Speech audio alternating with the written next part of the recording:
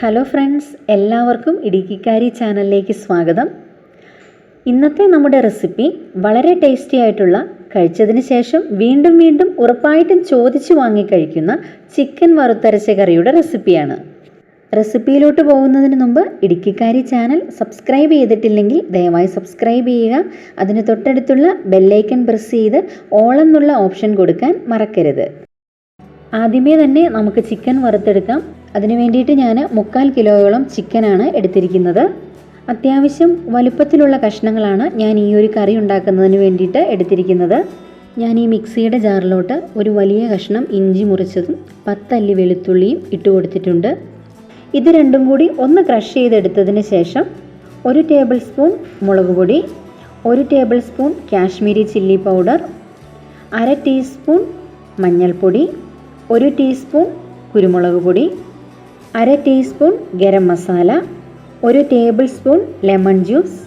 ഇനി ഇതൊന്ന് അരഞ്ഞു കിട്ടുന്നതിന് വേണ്ടി തിക്ക് പേസ്റ്റ് ആയിട്ടാണ് അരച്ചെടുക്കുന്നത്. അതിന് വേണ്ടിയിട്ട് ഞാനൊരു 2 ടേബിൾ സ്പൂൺ വെള്ളവും കൂടി ഇതിലോട്ട് ചേർക്കുന്നുണ്ട്. മിക്സിയുടെ ജാറിലിട്ട് ഇത് നല്ല തിക്ക് പേസ്റ്റാക്കി അരച്ചതിന് ശേഷം ചിക്കൻ പീസസിലോട്ട് നമുക്കിത് ചേർത്ത് മാരിനേറ്റ് ചെയ്ത് വെക്കാം. ഇനി ഇതിലോട്ട് 1/2 സ്പൂൺ ഉപ്പുപൊടി കൂടി ചേർക്കുവാണ്. അതുകൂടാതെ 1 ടേബിൾ സ്പൂൺ ഓയിൽ കൂടി ഞാൻ ചേർക്കുന്നുണ്ട്.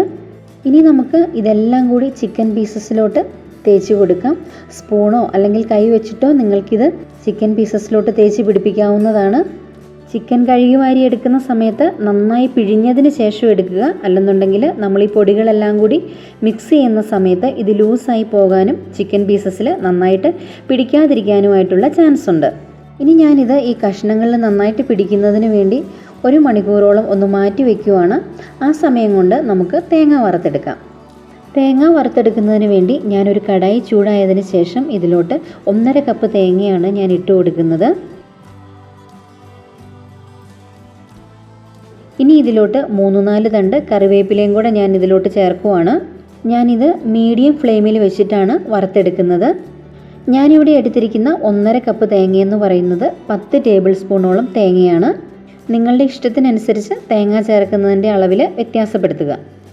ഇതുപോലെ വറുത്തരച്ച് തയ്യാറാക്കുന്ന കറികളിൽ ധാരാളം കറിവേപ്പില ഇടാനായിട്ട് പ്രത്യേകം ശ്രദ്ധിക്കുക. കാരണം കറിവേപ്പിലയും കൂടി ഇതിൻ്റെ കൂട്ടത്തിൽ അരഞ്ഞു ചേരുന്നത് കൊണ്ട് കറിവേപ്പിലയുടെ ആ ഫ്ലേവറെല്ലാം കൂടുതലായിട്ട് നമ്മുടെ ഈ കറിയിലോട്ട് കിട്ടുന്നതാണ്. ഇതുപോലെ സമയം കിട്ടുന്നതിനനുസരിച്ച് തേങ്ങ വറുത്തെടുത്ത് വെക്കുകയാണെന്നുണ്ടെങ്കിൽ നമുക്ക് വീടുകളിൽ പലതരം തീയലുകൾ ഉണ്ടാക്കാം, കടല വറുത്തരച്ചതുണ്ടാക്കാം. അപ്പോൾ അത് നമുക്ക് സമയം ലാഭിക്കുന്നതിന് ഏറെ സഹായകരമായ ഒന്നാണ്. ഇപ്പോൾ നമ്മൾ ചേർത്തിരുന്ന ഈ തേങ്ങ ഹാഫ് റോസ്റ്റ് ആയിട്ടുണ്ട്. വീണ്ടും നമുക്കിത് ഇളക്കി കൊടുത്തുകൊണ്ടിരിക്കാം. ഇതൊരു ഡാർക്ക് ഗോൾഡൻ ഷെയ്ഡിലോട്ട് മാറുന്നത് വരെയാണ് നമ്മളിത് വറുത്തെടുക്കേണ്ടത്. ഇപ്പോൾ ദാ നന്നായിട്ട് തേങ്ങ ഫ്രൈ ആയി കിട്ടിയിട്ടുണ്ട്. ഇനി നമുക്ക് ഈ കടായിൽ നിന്നും മാറ്റി മറ്റൊരു പാത്രത്തിൽ ഇത് തണുക്കുന്നതിന് വേണ്ടി മാറ്റി വയ്ക്കാം. അടുത്തതായിട്ട് നമുക്ക് ചിക്കൻ വറുത്തെടുക്കാം. അതിനായിട്ട് ഞാനൊരു ഫ്രൈ പാൻ ചൂടാക്കി എടുത്തിട്ടുണ്ട്. ഇതിലോട്ട് ആവശ്യത്തിനുള്ള എണ്ണയും ഒഴിച്ചു കൊടുത്തിട്ടുണ്ട്. ഇതിനി ചൂടായതിന് ശേഷം നമുക്ക് ചിക്കൻ പീസസ് ഇതിലോട്ട് ചേർത്ത് കൊടുക്കാം. ഞാനിതുപോലെ കുറച്ച് വലുപ്പത്തിലുള്ള കഷ്ണങ്ങളാണ് വറുക്കുന്നതിന് വേണ്ടി എടുത്തിരിക്കുന്നത്. ചെറിയ പീസസ് ആയാലും കുഴപ്പമൊന്നുമില്ല. അതൊക്കെ ഓരോരുത്തരുടെ ഇഷ്ടത്തിനനുസരിച്ച് ചെയ്യുക. ഞാനിത് മീഡിയം ഫ്ലെയിമിൽ വെച്ചിട്ടാണ് വറുത്തെടുക്കുന്നത്. ഇപ്പം ഞാൻ എണ്ണയിലോട്ട് ഈ കഷ്ണങ്ങൾ ഇട്ട് കൊടുത്തിട്ട് ഏകദേശം 5 മിനിറ്റ് ആയിട്ടുണ്ട്. ഇനി നമുക്കിതൊന്ന് മറിച്ചിട്ട് കൊടുക്കാം. ഒരു സൈഡ് കംപ്ലീറ്റ് ആയിട്ട് ഫ്രൈ ആകുന്നതിന് മുമ്പ് തന്നെ ഞാനിത് മറിച്ചിടുവാണ്. അങ്ങനെ 2-3 പ്രാവശ്യമായിട്ട് മറിച്ചും തിരിച്ചും ഇട്ടാണ് ഞാനിത് വറുത്തെടുക്കുന്നത്. ഞാനിത് വീണ്ടും തിരിച്ചിട്ട് കൊടുത്തിട്ടുണ്ട്. ചിക്കൻ ഒരുപാട് നേരം എണ്ണയിലിട്ട് വറുത്തും ഒരിച്ചെടുക്കരുത്. അങ്ങനെ ചെയ്താൽ ചിക്കൻ പീസസിൻ്റെ സോഫ്റ്റ്നെസ് നഷ്ടപ്പെട്ടു പോകും. നമ്മൾ കഴിക്കുന്ന സമയത്ത് അത് ഭയങ്കര ഹാർഡായിട്ട് തോന്നും. അപ്പോൾ അതുകൊണ്ട് നമുക്കൊരു മീഡിയം ഫ്രൈ ആയി കിട്ടിയാൽ മതിയാവും. അതുകൊണ്ടാണ് ഞാനിത് 4-5 മിനിറ്റ് കൂടുമ്പോൾ മറിച്ചും തിരിച്ചുമിട്ട് 4-5 പ്രാവശ്യമായിട്ട് മറിച്ചും തിരിച്ചുമിട്ട് ഇത് ഫ്രൈ ആക്കി എടുക്കുന്നത്. ഇതിപ്പോൾ എണ്ണയിൽ നിന്നും കോരിയെടുക്കാനുള്ള പാകത്തിനായിട്ടുണ്ട്. ഞാനിതിപ്പം എണ്ണയിൽ നിന്നും കോരി മാറ്റുവാണ്.